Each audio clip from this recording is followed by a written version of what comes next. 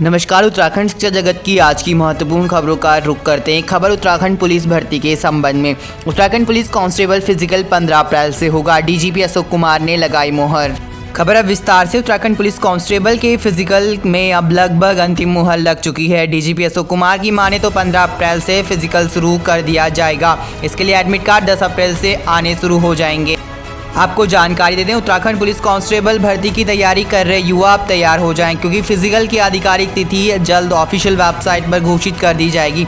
साथ ही में इस संबंध में डीजीपी अशोक कुमार ने फिजिकल की तारीख पर कहा है कि ये हम आपको बताएंगे, लेकिन उससे पहले ये जान लीजिए कि पुलिस कांस्टेबल के एक पद के लिए कितने उम्मीदवार मैदान में हैं। दरअसल पुलिस विभाग में सिपाही के एक पद के लिए तकरीबन 150 युवाओं ने आवेदन किया है।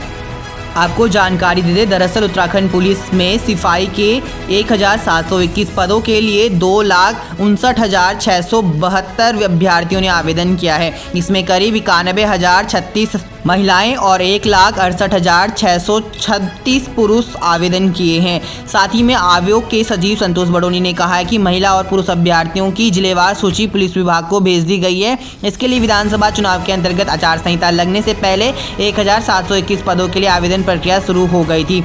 सरकार के गठन के बाद उत्तराखंड अधीनस्थ सेवा चयन आयोग अंतिम तिथि 3 मार्च तक मिलते आवेदनों की सूची पुलिस को सौंप दी थी। साथ ही सूत्रों के हवालों से पता चला है कि 15 अप्रैल से शुरू हो सकता है फिजिकल। पुलिस अभ्यर्थियों की लिस्ट के बाद डीजीपी अशोक कुमार ने कहा है कि पुलिस विभाग ने 14 से 15 अप्रैल से शारीरिक दक्षता परीक्षा की तैयारी शुरू कर दी है। इसके लिए 13 जिलों में करीब 20 परीक्षा केंद्र बनाए गए हैं। साथ ही शारीरिक दक्षता परीक्षा के बाद लिखित परीक्षा इसकी आयोजित की जाएगी।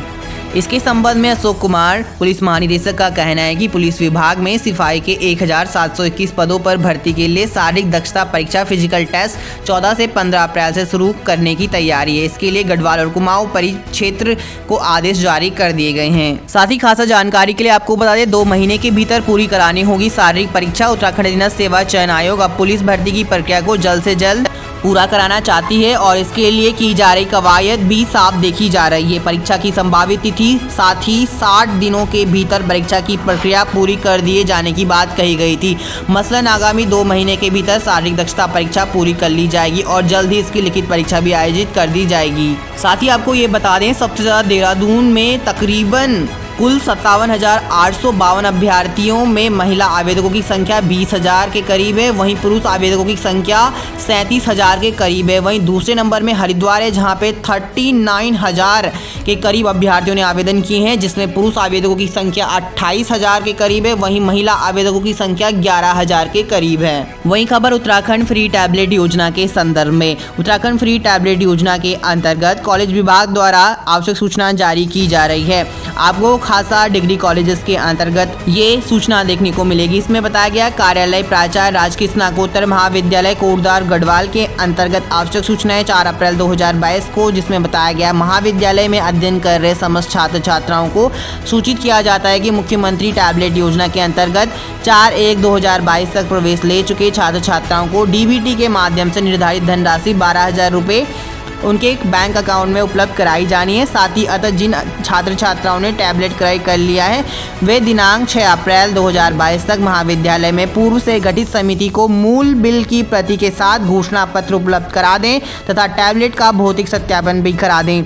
दिनांक 6 अप्रैल 2022 को 2 बजे तक बिल जमा कराकर भौतिक सत्यापन करने के बाद छात्र को यथाशीघ्र डीबीटी के माध्यम से उनके खातों में उनकी जो धनराशि है टैबलेट की 12,000 रुपये वो आंतरित कर दी जाएगी। राजकीय स्नातकोत्तर महाविद्यालय कोटद्वार। वहीं अगली महत्वपूर्ण सूचना एमबीपीजी कॉलेज हल्द्वानी के संबंध में है। टैबलेट के संबंध में ही है। मुख्यमंत्री टैबलेट वितरण योजना के अंतर्गत महाविद्यालय में दिनांक 4 जनवरी 2022 तक प्रवेश ले चुके विद्यार्थियों को सूचित किया जाता है कि वे जिलाधिकारी महोदय नैनीताल की संस्तुति के आधार पर टैबलेट धनराशि प्राप्त कराने हेतु प्रत्येक विद्यार्थियों का महाविद्यालय में नोटरी शपथ पत्र ₹10 का गैर न्यायिक यानी एफिडेविट दिनांक 9 अप्रैल 2022 तक जमा करना आना अनिवार्य रखे। साथ ही में शपथ पत्र का नमूना महाविद्यालय के ऑफिशियल वेबसाइट पर उपलब्ध है। जिन विद्यार्थियों के द्वारा शपथ पत्र दिया जाएगा, केवल उन्हीं विद्यार्थियों को टैबलेट धनराशि स्थानांतरित करी जाएगी। साथ ही अतः अंतिम तिथि तक सभी छात्र छात्राएं निर्धारित प्रारूप का शपथ पत्र जमा कराना सुनिश्चित करें। वही खबर उत्तराखंड मुक्त विश्वविद्यालय के संदर्भ में, यूयू में पढ़ाई होगी महंगी, फीस बढ़ाने पर एससी सहमति। खबर विस्तार से। बैठक हुई थी उत्तराखंड मुक्त विश्वविद्यालय में, जिसके अंतर्गत क्या कुछ डिसीजन लिए गए हैं उसके बारे में समझते हैं। उत्तराखंड मुक्त विश्वविद्यालय से पढ़ाई करना अब महंगा होने वाला है।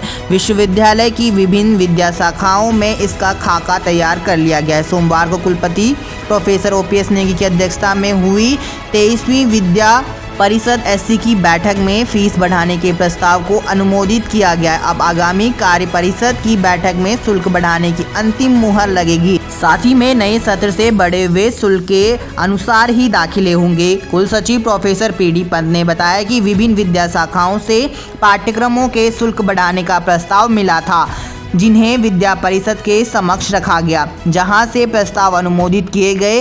इससे पहले 2017 में पाठ्यक्रमों की फीस बढ़ाई गई थी। विश्वविद्यालय के नियम के अनुसार हर 5 साल में फीस रिवाइज की जाती है।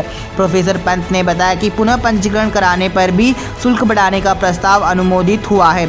शुल्क निर्धारण के लिए समिति गठित करने पर भी मंथन किया गया है, जिसमें कितना शुल्क बढ़ाया जाएगा कार्य परिषद की बैठक के बाद ही जारी किया जाएगा।